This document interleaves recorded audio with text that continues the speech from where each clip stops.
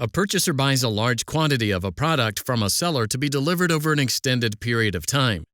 But the seller can't get its hands on as much of the product as it anticipated. When the seller falls short, who bears the risk? The New York Court of Appeals confronted this question in Canadian Industrial Alcohol Company versus Dunbar Molasses Company.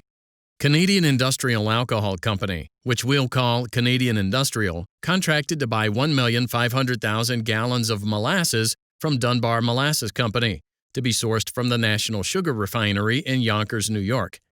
Molasses shipments were to begin after April 1, 1928, and were to be spread out during the warm weather months. Dunbar shipped just over 344,000 gallons but then stopped. The refinery produced approximately 486,000 gallons that year, which was significantly less than its capacity. Dunbar shipped all the molasses it could obtain from the refinery to Canadian Industrial. When no more was forthcoming by the end of October, Canadian Industrial sued Dunbar for damages. After trial, the jury rendered a verdict for Canadian Industrial. The appellate court affirmed. The New York Court of Appeals granted Dunbar permission to appeal.